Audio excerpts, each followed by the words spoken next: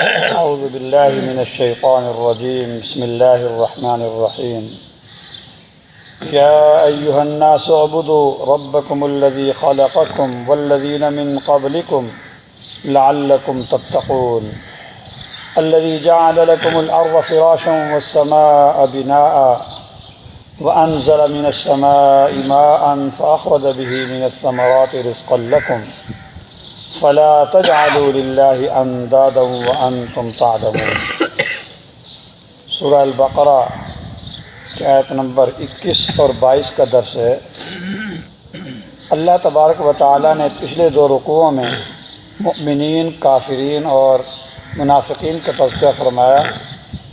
اب یہاں سے اللہ تبارک و تعالیٰ تمام انسانیت کو توحید کی دعوت دے رہے ہیں اور توحید کے دلائل بیان فرما رہے ہیں، اور توحید کے دلائل میں اللہ پاک اپنی خالقیت، اپنی ربوبیت، اپنی رزاقیت اور مالکیت کو بیان فرما رہے ہیں کہ خالق بھی میں ہوں، تمہارا پیدا کرنے والا، اور تمہیں وجود دینے والا بھی میں ہوں، تمہارے وجود کو باقی بھی میں نے رکھا ہوا ہے، اور وجود کے بقا کے اسباب جو ہیں، کھیتی، پانی وغیرہ، وہ سب کچھ میری ہی تخلیق ہیں، میں نے ہی پیدا کیے ہیں، اور تمہیں میں ہی ایک چھوٹے سے نطفے سے اتنا بڑا انسان میں ہی بنا رہا ہوں، تمہاری تربیت اور پرورش میں ہی کر رہا ہوں، رزاق میں ہوں۔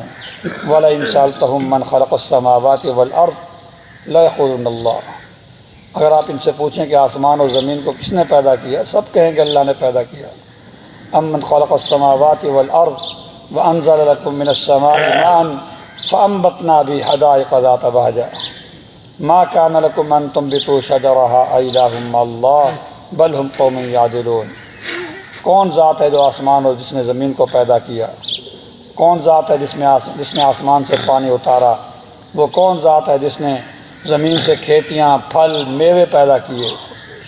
تمہارے بس میں تو ایک درخت بھی پیدا کرنا نہیں تھا، تم تو ایک درخت بھی پیدا نہیں کر سکتے تھے، تو پھر کیا ایسے خدا کے ساتھ کوئی اور بھی خدا ہو سکتا ہے؟ تو اللہ تبارک و تعالیٰ ان آیات کے اندر جو ہیں اپنی توحید کی دعوت دے رہے ہیں، اس کے دلائل بیان فرماتے ہیں۔ فرمایا انسانو اعبدوا ربکم، اپنے اس رب کی عبادت کرو، الذی خلقکم، جس نے تمہیں پیدا کیا۔ تمہارا معبود وہی ہو سکتا ہے جو تمہارا خالق ہو۔ تمہارا خالق جب اللہ ہے تو اپنا معبود بھی صرف اسی کو بناؤ۔ تم اپنے اس رب کی عبادت کرو جس نے تمہیں پیدا کیا۔ کہیں یہ ذہن میں نہ آیا کہ ہمیں تو اپنے والدین نے پیدا کیا ہے، میرے ماں باپ نے مجھے پیدا کیا۔ فرمایا تمہیں پیدا نہیں کیا صرف، والذین من قبلکم، تم سے جو پہلے تھے ان کو بھی پیدا کیا تھا۔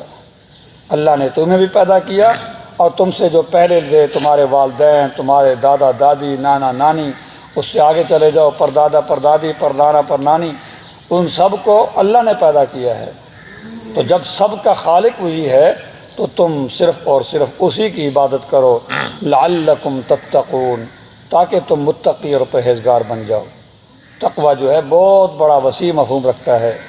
تقوی کا ایک معنی یہ ہے کہ گناہوں سے بچنا، کفر اور شرک سے بچنے والے بن جاؤ، گناہ کبیرہ سے بچنے والے بن جاؤ، گناہ صغیرہ سے بچنے والے بن جاؤ، اور حتیٰ کہ مشتبہات سے بچنے والے بن جاؤ۔ مشتبہات یعنی وہ چیزیں کہ جب دل میں کھٹکا پیدا ہو جاتا ہے انسان کے دل میں کہ یہ جائز ہے یا ناجائز ہے، تو اس کو چھوڑ دو۔ جب بھی کھٹکا دل میں پیدا، کسی بھی کاروبار کے بارے میں، کسی بھی چیز کے بارے میں کھٹکا پیدا ہو جائے، اس کو چھوڑ دو۔ اس کو کہتے ہیں مشتبہات کو چھوڑنا۔ حدیث کے اندر بھی آتا ہے حلال واضح، حرام واضح ہیں، ان دونوں کے درمیان کچھ مشتبہ چیزیں ہیں۔ جو اہل تقوی اور متقی اور نیک لوگ ہوتے ہیں وہ ان مشتبہ چیزوں سے بھی بچتے ہیں۔ اور تقوی کا اعلیٰ درجہ یہ ہے کہ ہر وقت اللہ کا مراقبہ رکھو، ہر وقت دھیان توجہ اللہ کی طرف رہے، ہر وقت اللہ مستحضر رہے دماغ کے اندر۔ جب یہ کیفیت پیدا ہو جائے گی تو انسان کبھی بھی گناہ نہیں کرے گا۔ ہر وقت اللہ کا استحضار ہوگا، یہ تصور ہوگا کہ بس میں اللہ کے سامنے کھڑا ہوں، کسی وقت بھی میری موت آ سکتی ہے، اللہ کے سامنے پیش ہونا ہے، ایک ایک چیز کا حساب دینا ہے، میرا ایک ایک عمل، میرا ایک ایک فعل، ایک ایک قول اللہ پاک دیکھ رہے ہیں، اللہ سن رہے ہیں۔ جب یہ کیفیت پیدا ہو جاتی ہے تو پھر انسان گناہ نہیں کرتا۔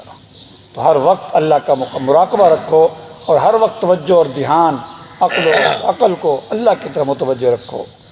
الذی جعل لکم الارض فراشا، وہ اللہ جس نے تمہارے لیے زمین کو بچھونا بنا دیا۔ کتنی بڑی زمین پھیلا دی ہے، ہم اس پر آرام کرتے ہیں، اس پر چلتے پھرتے ہیں۔ اب اللہ کی شان ربوبیت، شان خالقیت ہر چیز کے اندر ہے، لیکن اللہ پاک نے 3 چیزوں کا تذکرہ فرمایا ہے، زمین کا، آسمان کا، اور زمین سے آسمان سے جو اس نے پانی اتارا ہے اور زمین سے کھیتیاں اور میوے نکالے ہیں۔ یہ ایسے دلائل ہیں جن کو ہر آدمی سمجھ سکتا ہے۔ اللہ پاک کا طریقہ کار یہ ہے کہ اللہ پاک ایسے دلائل دیتے ہیں جو ہر ایک کی سمجھ میں آ جائے، کم عقل بھی اس کو سمجھ جائے، حتیٰ کہ اندھا بھی سمجھتا ہے کہ میں زمین پر پھر رہا ہوں اور یہ زمین اللہ کی پیدا کی ہوئی ہے۔ تو وہ ذات جس نے تمہارے لیے زمین کو بچھونا بنایا، اگر اللہ چاہتے تو ساری زمین کو پہاڑی بنا دیتے، دلدل بنا دیتے، پانی بنا دیتے، رہنا ہی مشکل ہو جاتا، لیکن اللہ پاک کا احسان ہے زمین کو بچھونا بنایا، ہم جہاں چاہتے ہیں رہتے ہیں۔ والسماء بناہا، اور آسمان کو چھت بنایا اور اس کو خوبصورت ستاروں کے ساتھ اس کو مزین کیا، خوبصورت بنایا۔ جب آسمان کی طرف اندھیرے میں دیکھا جائے، اوپر سے خوبصورت آسمان نظر آتا ہے تو اللہ کی یاد آ جاتی ہے، اللہ کی عظمت، اللہ کی قدرت انسان کے دل و دماغ میں بیٹھتی ہے۔ وَأَنزَلَ مِنَ السَّمَاءِ مَاءً، پھر صرف تمہیں پیدا ہی نہیں کیا، اللہ پاک نے تمہارے وجود کو باقی رکھنے کے لیے سامان بھی پیدا کر دیا، جس میں سب سے پہلے نمبر پر پانی ہے۔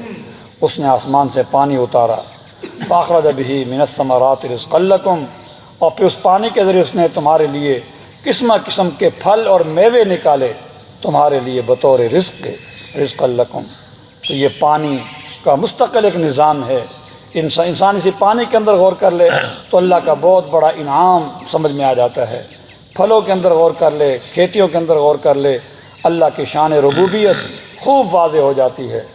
تو جو ذات ایسی ہے جس نے تمہارے لیے زمین کو بچھونا بنایا، آسمان کو چھت بنایا اور آسمان سے پانی اتارا، اور تمہارے زندہ رہنے کے لیے غذائیں بنائیں، پھل اور میوے پیدا کیے، جس نے تمہیں پیدا کیا، وجود دیا، تو زیادہ وہی ذات ہے کہ صرف اور صرف اسی کو خدا سمجھو، اسی کو خدا مانو، اس کے علاوہ کسی اور کی عبادت نہ کرو، کسی اور کو خدا مت بناؤ۔